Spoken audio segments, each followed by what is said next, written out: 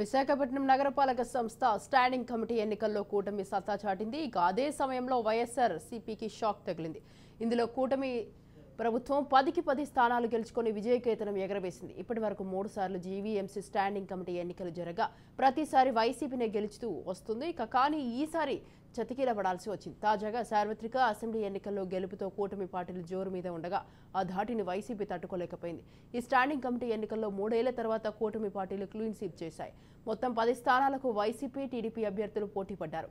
మొత్తం 96 మంది కార్పొరేటర్లు తమ ఓటు హక్కును వినియోగించుకున్నారు. ఇందులో ఒక్కొక్కరికి 10 ఓట్లు వేసే అవకాశం ఉంటుంది. మొత్తం 960 ఓట్లు పోలవగా కూటమి తరపున నిలబడిన 10 మంది టీడీపీ అభ్యర్థులు అన్ని స్థానాలు గెలుచుకున్నారు. ఈ విజయంతో కూటమి శ్రేణుల్లో సంబరాలు ఆకాశాన్ని అంటాయి.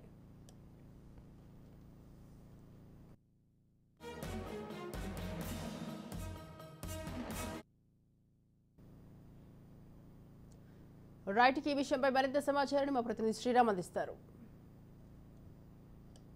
గ్రేటర్ విశాఖ మున్సిపల్ కార్పొరేషన్కు జరిగిన స్థాయి సంఘం ఎన్నికలలో ఎన్ఏడి కూటమి ఘన విజయాన్ని సాధించింది. 10కి 10 స్థానాలను కైవసం చేసుకొని ఘన విజయాన్ని నమోదు చేసింది. దీంతో ఎన్డీఏ కూటమిలో విజయోత్సవాలు పెల్లుబుదుకుతున్నాయి.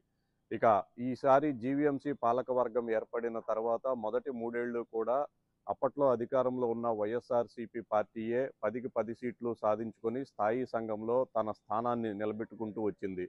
అయితే స్థానిక సాధారణ ఎన్నికలలో వైసీపీ ఘోర ఓటమి తర్వాత జీవీఎంసీ స్థాయి సంఘానికి మొట్టమొదటిసారిగా ఎన్నికలు జరిగాయి. ఈ ఎన్నికల్లో అధికార విపక్ష పార్టీలు రెండూ కూడా ప్రతిష్టాత్మకంగా తీసుకున్నాయి. స్థాయి సంఘంలో ఎవరికైతే మద్దతు ఎక్కువగా ఉంటుందో వారే జీవీఎంసీకి సంబంధించిన నిధులను ఖర్చు చేసే అవకాశం ఉంటుంది.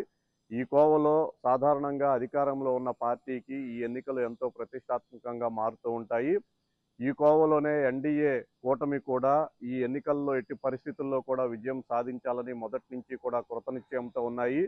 ఈ కోవలోనే జీవీఎంసీకి సంబంధించి మొత్తం 98 కార్పొరేటర్లు ఉన్నారు. ఇందులో వైఎస్ఆర్సీపీకి సంబంధించి వంశీ రాజీనామా చేసి ఆయన ఎన్నికలకు ముందు జీవీఎంసీ కార్పొరేటర్ పదవికి రాజీనామా చేసి జనసేనలో చేరారు. జనసేన తరపున ఎమ్మెల్యే అభ్యర్థిగా గెలుపొందారు. ప్రస్తుతం ఆ స్థానం ఖాళీగా ఉంది. మిగిలిన 97లో సిపిఐ పోటీకి దూరంగా ఉంది. దీంతో 96 మంది కార్పొరేటర్లు తమ ఓటు హక్కును వినియోగించుకోవాల్సి ఉండగా అందులో వైఎస్ఆర్సీపీ పార్టీకి 58 మంది కార్పొరేటర్లు ఉండగా టీడీపీకి 35 మంది ఉన్నారు. అలాగే జనసేన, బీజేపీ పార్టీలకు అలాగే సిపిఐకి ఒక్కొక్క అభ్యర్థి ఉన్నారు. అయితే కూటమి తరపున పోటీ చేసిన నేపథ్యంలో ఈ సాధారణ ఎన్నికలలో వైఎస్ఆర్సీపీ ఘోర పరాజయం పొందిన తర్వాత కొంతమంది కార్పొరేటర్లు టీడీపీ, జనసేన పార్టీలో చేరారు. దీంతో వైఎస్ఆర్సీపీ బలం 47గా ఉంది, టీడీపీ బలం 47గా ఉంది. మరో 2 ఇండిపెండెంట్లు టీడీపీకి మద్దతు ఇచ్చారు. ఈ నేపథ్యంలో 49 మంది కూటమి తరపున మద్దతు ఉండగా 47 మంది వైఎస్ఆర్సీపీకి మద్దతు ఇచ్చారు. మొత్తం 10 మందికి ఒక్కొక్కళ్ళు 10 ఓట్లు వేయాల్సి ఉండగా 960 ఓట్లు పోలయ్యాయి. మొత్తం అందరూ కూడా ఎన్డీఏ కూటమి అభ్యర్థులకే ఓటు వేయటంతో పూర్తి స్థాయిలో కూడా ఆ కూటమికి సంబంధించిన 10 మంది అభ్యర్థులు ఈ ఎన్నికల్లో ఘన విజయం సాధించారు.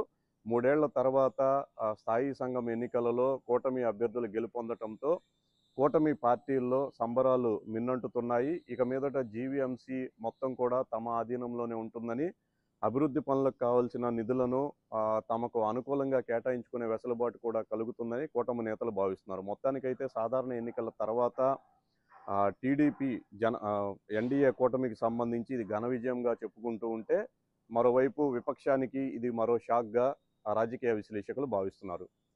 కెమెరామెన్ అప్పారావుతో శ్రీరామ్, రాజ్ న్యూస్, విశాఖపట్నం.